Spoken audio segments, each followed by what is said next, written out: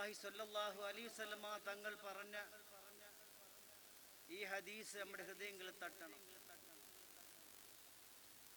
സുൽത്താൻ സലാഹുദ്ദീൻ അയ്യൂബി പറഞ്ഞത്, റസൂലുള്ളാഹി സ്വല്ലല്ലാഹു അലൈഹി വസല്ലമ തങ്ങൾ പറഞ്ഞ പല ഹദീസുകളെ അദ്ദേഹത്തിന്റെ ആ നോട്ടിൽ കുറിച്ചു വെച്ചിട്ടുണ്ടായിരുന്നു.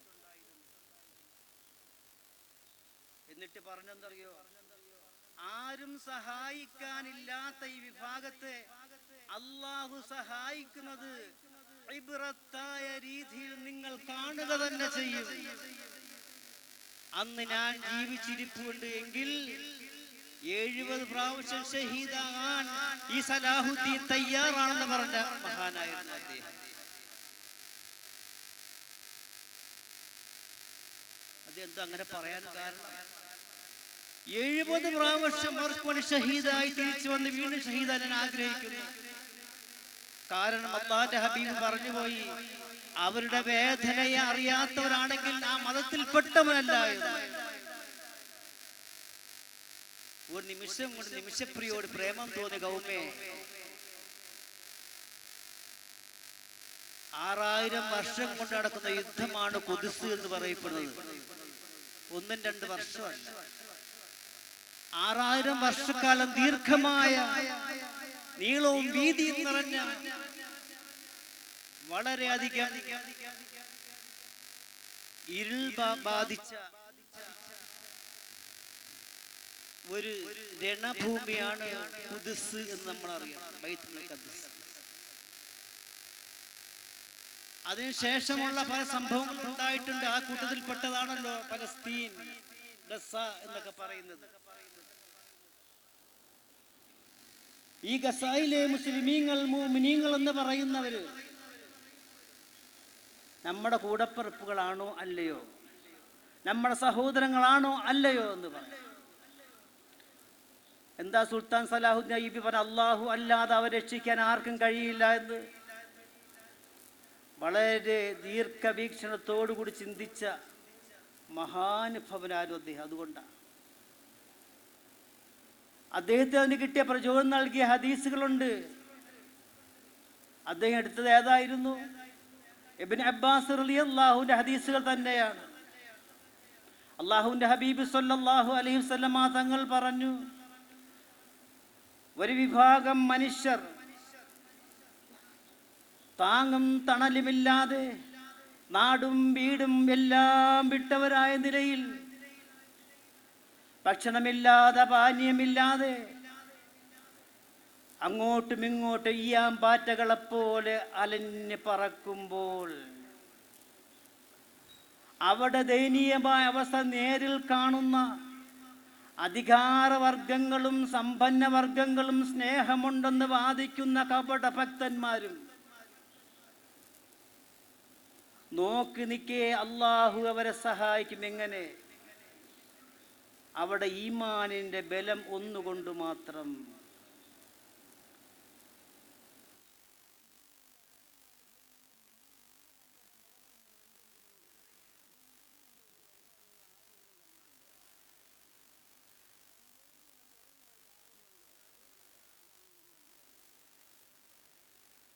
എന്താ അങ്ങനെ സംഭവിക്കുന്നു കൂടി പറയാം. മുഹീദ്ദീൻ ഇബ്നു അറബി തങ്ങൾ പറഞ്ഞ ഒരു തസൂഫിന്റെ ഒരു വിഷയമുണ്ട്. അദ്ദേഹം തന്റെ ശിഷ്യന്മാർക്ക് ഉപദേശം കൊടുക്കുന്ന ഭാഗത്ത് പറയും, ഒരു മനുഷ്യനെ അള്ളാഹു സഹായിക്കണമെങ്കിൽ അള്ളാഹു മാത്രം അവനുണ്ടാകുമ്പോൾ മാത്രം. അള്ളാഹു അല്ലാത്ത ആരെങ്കിലും റുബൂബിയത്തിലോ ഉലൂഹിയത്തിലോ സുലൂക്കിയത്തിലോ ഇവന്റെ കൂടെ ഉണ്ട്, ഉള്ളിലോ പുറമോ ഉണ്ടെങ്കിൽ അള്ളാഹു അവനെ കൈവിടുക തന്നെ ചെയ്യും. മനസ്സിലായ?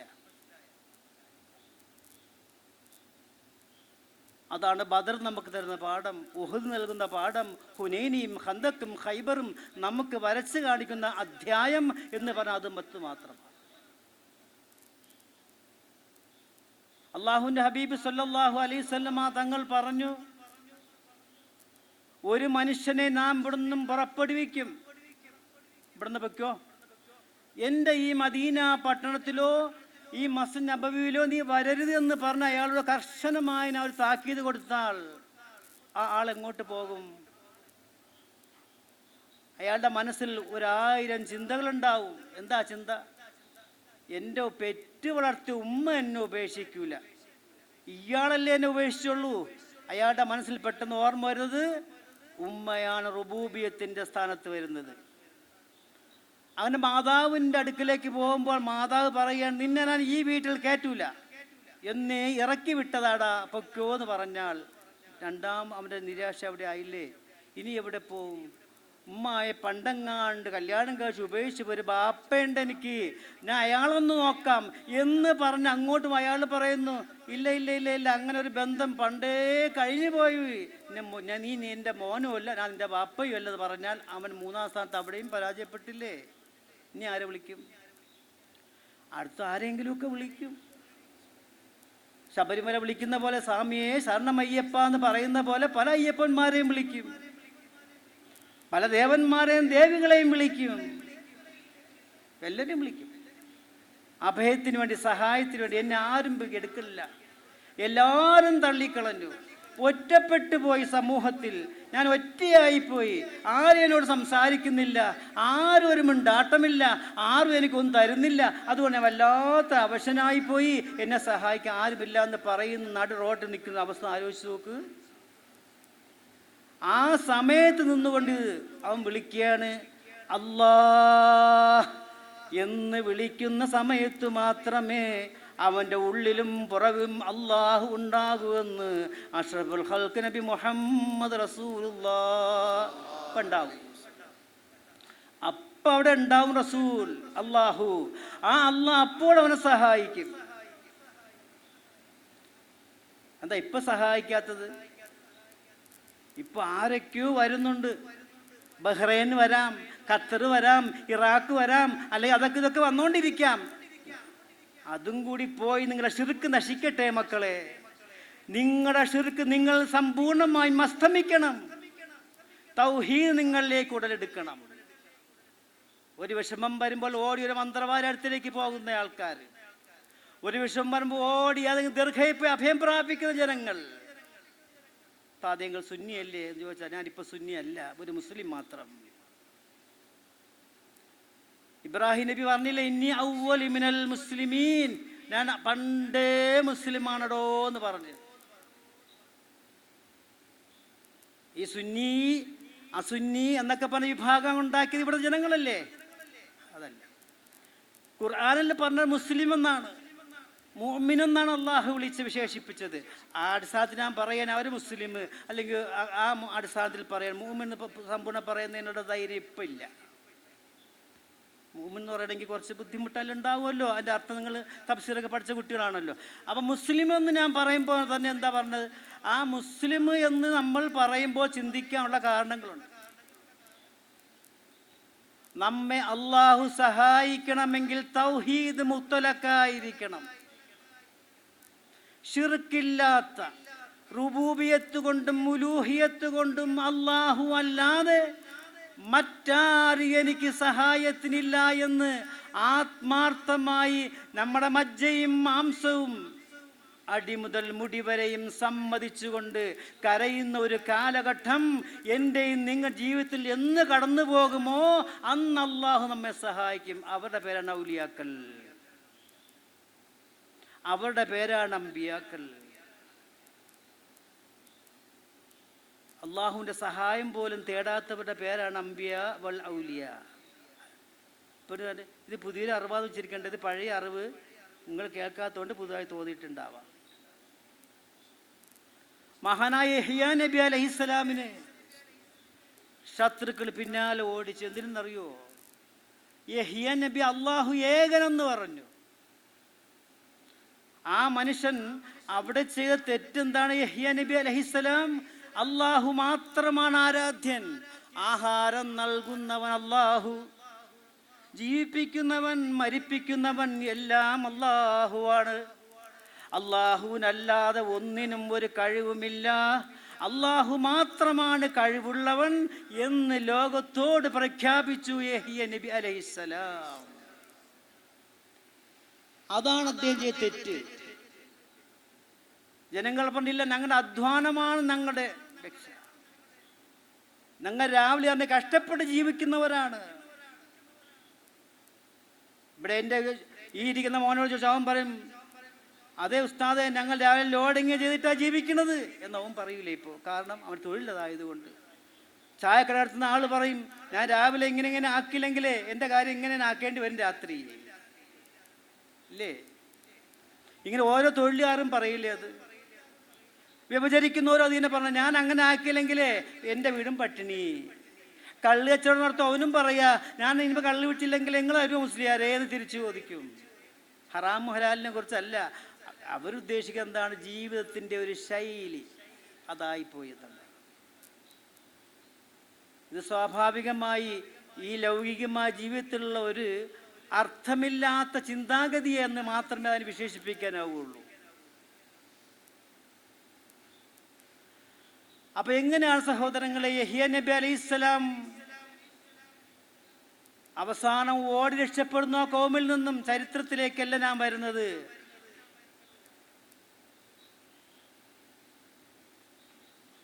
യഹ്യ നബി അലൈഹിസ്സലാമോട് ജിബ്രീൽ അലൈഹിസ്സലാം എന്ന് പറഞ്ഞ, യഹ്യ, നാളെ ഈ നാട്ടിൽ നിന്ന് എങ്ങോട്ടും ഓടി മാറി രക്ഷപ്പെടാൻ അള്ളാഹ് ഉത്തരവ് നൽകി കൽപ്പിച്ചിരിക്കുന്നു എന്നാണ് പറഞ്ഞത്. ഇനി ഇവിടെ നിന്നാൽ ശരിയാവില്ല, ഈ ജനങ്ങൾ നിങ്ങളെ വെട്ടി നുറുക്കിക്കളയും. ഇന്നലെ രാത്രിയിൽ അവരെടുത്ത രഹസ്യമായ യോഗത്തിൽ പറഞ്ഞിരിക്കുന്നു നിങ്ങളെ. അതുകൊണ്ട് എത്രയും വേഗം എൻ്റെ യഹ്യ, താങ്കൾ എവിടെയെങ്കിലും രക്ഷപ്പെട്ടോ എന്ന് അള്ളാഹുവിൻ്റെ തീരുമാനത്തെ ജിബ്രീൽ അലൈഹിസ്സലാം എന്ന് അറിയിച്ചു കൊടുക്കുന്നു. ആർക്ക്? യഹ്യ നബി അലൈഹിസ്സലാമിന്. യഹ്യ നബി ഓടി. ഈ പറയിച്ച അല്ലാഹ് അല്ലേ എന്നാ ചോദിക്കുന്നത്? ഈ അള്ളാഹ്ക്ക് സഹായിച്ച പോരെ? ഇത് പറഞ്ഞത് അല്ലാഹ് അല്ലേ? ഇടയ്ക്കൊരു മധ്യസ്ഥരെ കൊണ്ട് വിട്ടു, ജിബ്രീലിനെ വിട്ടതും അള്ളാഹു അല്ലേ? ഇയാളൊരു പ്രവാചകനല്ലേ സഹോദരങ്ങളെ? ധാരാളം മുഅ്ജിസത്തുകൾ കാണിച്ച ഒരു ചെറുപ്പക്കാരനല്ലേ യഹ്യ നബി അലൈഹിസ്സലാം? പക്ഷെ എന്തുകൊണ്ട് യഹ്യ നബി അലൈഹിസ്സലാം ഓടേണ്ടി വന്നു എന്നുള്ളതാണ്. ഓടി ഓടി ഓടി കിലോമീറ്ററുകളോളം ഓടി മരുഭൂമിയിൽ. തിരിഞ്ഞു നോക്കുമ്പോഴെല്ലാം ശത്രുക്കൾ പിന്നാലെ വന്നുകൊണ്ടിരിക്കുന്നു. അവസാനം പോയി എവിടെ എത്തി? ഒരു നദിയുടെ കരയെത്തി വിചാരിച്ച് അങ്ങോട്ട് ചാടിയാലോ വെള്ളത്തിൽ വീണ് ഞാൻ മരിച്ചു. കിട്ടിയ മരത്തിന്റെ മുകളിൽ അള്ളിപ്പിടിച്ച് കയറുകയാണ് യഹ്യ നബി അലൈഹിസ്സലാം. അതിൽ കണ്ട ഒരു പൊത്തിനകത്ത് കയറി യഹ്യ നബി ഒളിച്ചിരിക്കുന്നു. ഓ പ്രവാചകൻ അല്ലേ, ചിന്തിക്കണ്ടേ? വളരെയധികം അജയ്യമായ ശക്തികളും മുഅ്ജിസാത്തുകളും അള്ളാഹു വാരിക്കോരി ഇട്ട് കൊടുത്തൊരു പ്രവാചകൻ ദുആ ചെയ്താൽ പോരായിരുന്നു? ഒരു അക്ഷരം മിണ്ടുന്നില്ല. ആ മനുഷ്യൻ ആ മരത്തിന്റെ പൊത്തിനകത്ത് കയറി ഇങ്ങനെ മണിക്കൂറിരുന്നെന്നും ദിവസങ്ങളോളം ഇരുന്നു എന്നും ഒക്കെ തഫ്സീർ സാവിയിൽ കാണാൻ കഴിയും. ഇടയ്ക്കിടയ്ക്ക് ഇങ്ങനെ തലപൊക്കി നോക്കും, ആര്? താഴെ വന്ന ആൾക്കാർ പോയോ ഇല്ലയോ നോക്കാനായിട്ട്. അപ്പോഴൊക്കെ തന്നെ ശത്രുക്കൾ അവിടെ വളഞ്ഞിരിക്കുകയാണ്. എന്താ? അവർ യഹ്യ ഇവിടെ ഉണ്ടെന്ന് ഉദ്ദേശിച്ചിരിക്കുകയല്ല, പിന്നെ ഇയാൾ ഇവിടം വരെ കാൽപ്പാടുണ്ട് വന്നതിൻ്റെ, ഇനി എങ്ങോട്ടോ ഇങ്ങനെ പോയെന്ന് കണ്ടുപിടിക്കണമല്ലോ, അതിനവിടെ ഇരിക്കട്ടെ. അങ്ങനെ ഇരുന്നപ്പോഴാണ് അവിടെ എല്ലാം ഷെയ്ഖായ മുറബിയായ ഷെയ്ഖ് പ്രത്യക്ഷപ്പെട്ടു, ഇബ്ലീസ്. അയാൾക്കൊരു മുറബി എന്നൊരു പേരുണ്ട് കേട്ടോ. അങ്ങനെ ഉണ്ട്, നിൽക്കാറുമില്ല, അത് വേണ്ട ഇത് വേണ്ട പറഞ്ഞാൽ ഷെയ്ഖന്മാർ അതിൽ വിളിക്കാൻ പറ്റുള്ളൂ. ഷെയ്ഖ് വരുമ്പോൾ ഒരു പുക ഇട്ട് കൊടുക്കൽ. അപ്പോൾ എനിക്കൊന്ന് അയാളുടെ എവിടെയോ ഈച്ച കയറിയിട്ടുണ്ടായിരിക്കും. അപ്പോൾ പുക ഇട്ട് കൊടുക്കൽ, പിന്നെ എന്തൊക്കെ കാണിക്കുന്ന ഷെയ്ഖ് വരുമ്പോൾ കാണിക്കുന്ന അദബ് ഹൗഫിൻ്റെ പേര് കാണിക്കുന്ന മര്യാദകേടുകൾ, ദീനിലില്ലാത്ത പല വൃത്തികേടുകൾ, ഇതൊക്കെ ഇവിടുന്ന് പഠിച്ചെന്ന് വെച്ചാൽ അറിയാൻ വയ്യ. റസൂലുള്ളാഹിക്കില്ലാത്ത ഒരു സ്ഥാനമോ ഒരു ഷെയ്ഖിന് മനസ്സിലായില്ല. വാട്ട്സ് മീനിങ് ഓഫ് അത് അറിയാത്തോട് ചോദിച്ചു വേണേ അറിയാം. പ്രിയപ്പെട്ട അതിൻ്റെ അർത്ഥം വേണ്ട ആ വിഷയങ്ങൾക്കില്ല. യഹ്യ നബി അലൈഹിസ്സലാം ഇതിൻ്റെ അകത്തുണ്ട്, നിങ്ങൾ ഇവിടുന്ന് പോകണ്ട, എന്നെങ്കിലും വിശക്കുമ്പോൾ പുറത്തു വരുമ്പോൾ നിങ്ങൾക്ക് എന്തെങ്കിലും ചെയ്യാം എന്ന് പറഞ്ഞ് ഇവർക്ക് ഭക്ഷണങ്ങളും പാനീയങ്ങളും ഒക്കെ സൗകര്യപ്പെടുത്തി കൊടുത്തിട്ട് ആളങ്ങ് പോയി അവരുടെ ഗുരുനാഥൻ. പക്ഷേ സാധുവായ യഹ്യ നബി അലൈഹിസ്സലാം ആ മരത്തിൻ്റെ പൊത്തിനകത്ത് നിന്ന് അറിയാതെ ഇങ്ങനെ എത്തി നോക്കി. അതിൽ നിന്നും മലർന്ന് കിടന്ന് നോക്കി ഒരാൾ കണ്ടു യഹ്യ നബിയുടെ തലയും. ആ ശരിയായി, ഇപ്പോൾ തല കണ്ടു, ഇവിടെ ഉണ്ട്, ഇനി താഴെ ഇറങ്ങാൻ നോക്കണ്ട, മുകളിൽ കയറി വെട്ടാം. അതിൽ നിന്നും 12 പേരടങ്ങുന്ന ഒരു സംഘം ആ മരത്തിൻ്റെ മുകളിലേക്ക് കയറിയെന്ന് തഫ്സീറിൽ കാണാം. തഫ്സീർ ബഹ്റുൽ മുഹീത്തിൽ വ്യക്തമായി പറയുന്നു, 12 പേരടങ്ങുന്ന സംഘം മുകളിലേക്ക് വാളുമായി കയറിയിട്ട് യഹ്യ നബി അലൈഹിസ്സലാമിനെ അറുക്കുകയാണ്, മരത്തോട് നെഞ്ചോട് ചേർത്ത്. സഹോദരങ്ങളെ, ചിന്തിക്കണം, ആരാണിത്? ഇനി നിങ്ങളത്തെ പോലത്തെ ഒരു മനുഷ്യനല്ല, ഒരു പ്രവാചകൻ,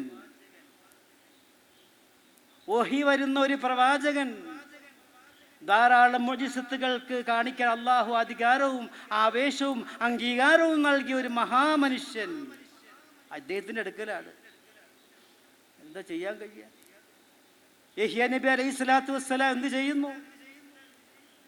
അൽഹംദുലില്ലാഹ്, എന്തായാലും അവർ വന്നിട്ട് പറഞ്ഞു, യഹ്യ, നിന്റെ ഈ ആദർശത്തിൽ നിന്നും പിന്മാറാൻ തയ്യാറല്ല അല്ലേ?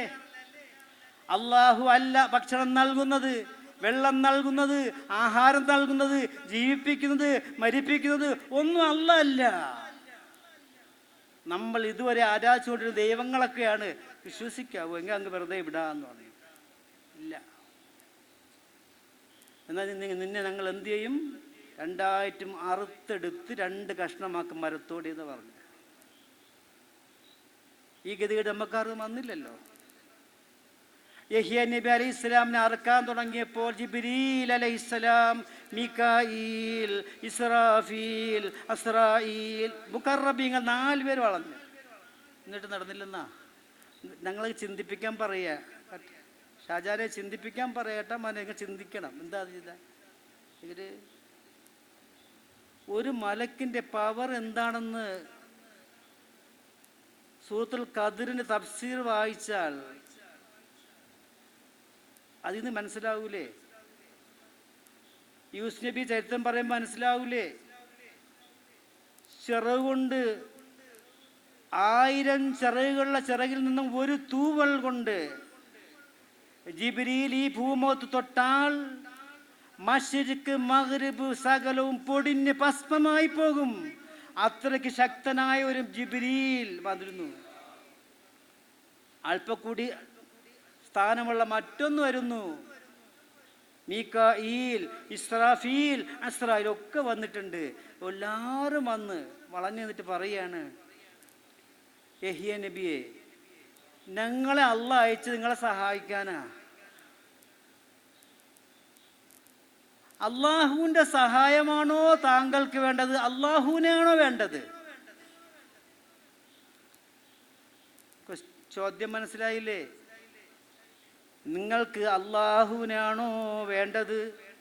അല്ല, അള്ളാഹുവിൻ്റെ സഹായമാണോ യഹ്യ വേണ്ടതെന്ന് പറഞ്ഞാലും യഹ്യ നബി അലൈഹിസ്സലാം ഒന്നും ആലോചിച്ചില്ല. എനിക്ക് അള്ളാഹിൻ്റെ സഹായമല്ല വേണ്ടത്, അള്ളാഹുവിനെ തന്നെയാണ് വേണ്ടത്. അപ്പൊ അള്ളാഹ് പറയുന്നു, 4 മലക്കോട് നിങ്ങൾ കയറിങ്ങ് പോന്നേരേന്ന്. നിങ്ങൾ അവിടെ നിൽക്കണ്ട. ഇനി എന്ത്? അവൻ അറുത്തോട്ടെ, എനിക്ക് ഭയങ്കര ഇഷ്ടമാണ്. എന്തുകൊണ്ട്? യഹ്യ നബിയുടെ തൗഹീദ് സമ്പൂർണ്ണമെന്ന് അവിടെ വെച്ചായിരുന്നു എന്ന് തഫ്സീറിൽ കാണാം. ഇതുപോലെയാണ് പലസ്തീനിലെ ഗസ്സയിലെ മുഅ്മിനീങ്ങളുടെ അവസ്ഥയും. അവർ സഹായിക്കും, ഇവർ സഹായിക്കും എന്നൊക്കെ വിചാരിച്ചിരിക്കുന്നതൊക്കെ വെറുതെ മിഥ്യ. എന്നാൽ അവർ അല്ലാഹ് സഹായിക്കും. പ്രിയപ്പെട്ട മുഅ്മിനെ എങ്ങനെ സഹായിക്കും? അവരിന്ന് വിളിക്കുന്ന വിളി കുറച്ചും കൂടി ശക്തമാകുന്നു. എങ്ങനെ? അല്ലാഹു റബ്ബി എന്നവിടെ ഉള്ളും ശിരസും പാദവും എല്ലാം വിളിക്കാൻ തുടങ്ങുന്നൊരു സാഹചര്യം അവർക്ക് വരാൻ പോകുന്നു. അപ്പം അല്ലാഹ് അവരെ കൈകൊണ്ട് ചേർത്ത് അണച്ചു പിടിക്കും. അത് പറഞ്ഞിട്ട് അല്ലാഹു റസൂൽ സല്ലല്ലാഹു അലൈഹി വസല്ലമ തങ്ങൾ പറഞ്ഞു, നിശ്ചയമായും എൻ്റെ ആത്മാവ് ഏതൊരു ഇലാഹിൻ്റെ കയ്യിലാണോ അവനെ തന്നെയാണ് സത്യം ഞാൻ നിങ്ങളോട് പറയട്ടെ. റസൂൽ സത്യം ചെയ്യണതിന് അല്ല മിഹല്ലേ, സത്യം പറയാം. എൻ്റെ ആത്മാവ് ഏതൊരു ഇലാഹിൻ്റെ കയ്യിലാണോ അവനെ സത്യം ചെയ്തുകൊണ്ട് ഞാൻ നിങ്ങളോട് പറയട്ടെ, നിശ്ചയമായിട്ടും പലസ്തീൻ എന്ന് പറയുന്ന പട്ടണം ചിരിക്കാതെ ലോകത്തിന് അവസാനമില്ല എന്ന് അഷ്റഫുൽ ഖൽഖ് നബി മുഹമ്മദ് മുസ്തഫ. പലസ്തീൻ എന്ന് പറയപ്പെടുന്ന ആ പട്ടണം ചിരിക്കുന്ന ഒരു കാലഘട്ടം വരും, അന്നേ ഈ ലോകം അവസാനിക്കുകയുള്ളൂ എന്ന്. പലസ്തീൻ എന്ന് പറയപ്പെടുന്ന ഗസ എന്ന് പറയപ്പെടുന്ന ഒരു പട്ടണം ഇവിടെ ഉണ്ട് എങ്കിൽ ആ പട്ടണം ആരുടെ ശത്രു നിങ്ങൾക്കറിയുമോ? എൻ്റെ കോപവും ശാപവും ഏറ്റെടുത്ത് രണ്ട് വിഭാഗങ്ങളെ തുടച്ചു നീക്കിക്കൊണ്ടല്ലാതെ ആ മണ്ണ് പരിശുദ്ധമാവുകയില്ലെന്ന് നബീന റസൂലുള്ളാഹി. രണ്ട് കാര്യം അത് നമ്മൾ ഫാത്തിഹയിലോന്ന് ഗൈറിൽ മഗ്ലൂബി അലൈഹിം വലദ്ദാലീൻ. അല്ലാഹുവേ, നിന്റെ കോപത്തിന് നിന്റെ ശാപത്തിരയായ യഹൂദ നസ്രാക്കളിൽ നിന്ന് ഞങ്ങളെ കാക്കണേ എന്ന് പറഞ്ഞ ദുആ. ആ രണ്ട് വിഭാഗത്തെയും ഈ ഗസ പട്ടണത്തിന്റെ തരിമണ്ണുകൾ ശുദ്ധിയാക്കുക തന്നെ ചെയ്യും അവിടെ നിന്നും. അന്ന് മാത്രമേ ഈ പലസ്തീൻ എന്ന് പറയപ്പെടുന്ന ആ ചെറു രാജ്യം പുഞ്ചിരിക്കുകയുള്ളൂ എന്ന് നബി മുഹമ്മദ് മുസ്തഫ. അതിനുവേണ്ടി കാത്തിരിക്കുക നമ്മൾ. അല്ലാഹുവേ, റഹ്മാനായ അല്ലാ, പലസ്തീൻ നീ സ്വതന്ത്ര രാഷ്ട്രമാക്കണേ അല്ലാ. പ്രിയപ്പെട്ട മുഅ്മിനീങ്ങളെ, ഒന്ന് ചിന്തിക്കണം. പല്ല് മുളയ്ക്കാത്ത പിഞ്ചോമന മക്കൾ, പാല് കുടിച്ച് കൊതി തീരാത്ത പിഞ്ചോമന മക്കൾ, ഉമ്മയുടെ നെഞ്ചിൽ അമർന്നുറങ്ങാൻ മാത്രം തക്കം പ്രായമുള്ള പിഞ്ചോമന മക്കൾ, ഉമ്മയില്ലാതെ ഇന്നത്തെ രാവിലെ പോലും 6000 മക്കൾ ജനാസ മണ്ണിലടക്കം ചെയ്തില്ലേ? എത്രയുണ്ട്? 6 മാസമുള്ള കുട്ടി, മൂത്ത ഇക്കാക്ക അല്ലെങ്കിൽ സഹോദരൻ, 10, 12, 8 വയസ്സുള്ള സഹോദരൻ കൊച്ചു കുഞ്ഞിനെ, അവരെ ഏറ്റവും ഇളയ കുട്ടിയെ എടുത്തിട്ട് കൊണ്ടുവരികയാണ്. മുതിർന്നവരുടെ ജനാസയുടെ മുമ്പിൽ കൊണ്ടുവച്ചിട്ട് ഈ കുട്ടിയെ കൂടി ഒന്ന് അവരെ കൂടെ അടക്കം ചെയ്യുമോ? പ്രിയപ്പെട്ടവരെ, എൻ്റെ വേദനയ്ക്ക് സംഭവം സഹോദരങ്ങളെ ചോദിക്കുക. ഈ കൊച്ചിനെ കൂടി അവരുടെ കൂടെ ഒന്ന് വയ്ക്കൂലേ? അവരെ ഏറ്റുവാങ്ങുന്നു ആ കുട്ടിക്ക്. ആ കുട്ടി ലോകത്തോട് തെറ്റെന്താണ്, യഹൂദി വർഗത്തോട് അവർ ചെയ്ത കുറ്റമെന്താണെന്ന് ചിന്തിച്ചിട്ടുണ്ടോ? നമുക്കുമില്ലേ മക്കള്? ഒരു മക്കളുടെ ഒരു ഉസ്താദ് ഒരു ടീച്ചറോ അടിച്ചാൽ പിറ്റുന്ന ലഹളയ്ക്ക് വരുന്ന ഉമ്മ വാപ്പമാരെ ഒന്ന് ആലോചിച്ചിട്ടുണ്ടോ നിങ്ങൾ? ഒരു ടീച്ചറിന് അടിച്ചാൽ അത് വഴക്ക് പറഞ്ഞാൽ എൻ്റെ കുട്ടി അങ്ങനെയൊക്കെ പറയാനാണ് ആരാ അവിടെ ഉള്ളത് ചോദിക്കുന്ന ഒരു കാലമാണ്. ഇല്ലെങ്കിൽ ഉടനെ കേസ് കൊടുക്കൂലേ? എന്തെങ്കിലും പോസ്കോ എന്നാൽ പോസ്കോ എന്തൊക്കെ ഇട്ടിട്ട് ഉടനെ എടുക്കും. ഉസ്താദ് കുട്ടിയെ പീഡിപ്പിച്ചു. ഇതടക്കൊണ്ട് നിങ്ങൾ കാണുന്നില്ലേ ഈ പീഡനങ്ങളൊന്നും? ഉമ്മയില്ലാത്ത മക്കൾ, ബാപ്പയില്ലാത്ത മക്കൾ, ഭർത്താവില്ലാത്ത ഒരു സ്ത്രീ, അർദ്ധലായ ഒരു ഭാര്യ, ഇങ്ങനെ എന്നെ നോക്കിയാൽ ആരാണ്? സഹോദരങ്ങളെ, ഏറ്റവും വിഷമിക്കുന്ന സംഭവം എനിക്കറിയാൻ കഴിഞ്ഞു. എന്തെന്നറിയോ? ആ ഫോട്ടോ ഉൾപ്പെടെ എന്നെ അയച്ചു തന്നപ്പോൾ ഞാൻ തന്നെ വല്ലാതെ അങ്ങ് വിഷമിച്ച് പോയി. എന്താ? ഉമ്മയുമില്ല, ബാപ്പയുമില്ല, കൂടപ്പറപ്പുമില്ലാത്ത ഒരു 7 വയസ്സുള്ള ഒരു കൊച്ചുമോൾ. അവളുടെ പേര് ഫാത്തിമ നുസിയാർ എന്തെന്നോ ഒരു പേര്, അവിടുത്തെ പേര്. ആ കൊച്ചുമോള് യഹൂദികളുടെ ബോംബാക്രമണത്തിൽ എല്ലാം തകർന്ന് ഉമ്മ മരിച്ചു. ഉപ്പയില്ല, കൂടപ്പറപ്പിൽ ഒറ്റയാ, 7 വയസ്സുള്ള കുട്ടി. അതൊരു തെരുവോരത്തിലിരിക്കുന്നു. ആ കുട്ടിയോട് ഒരാൾ ചോദിച്ച് എന്തെങ്കിലും കഴിച്ചോ ചോദിച്ച് പറയുന്നു സലാദത്തി അയ്യാം. ഉണ്ടോ? എത്ര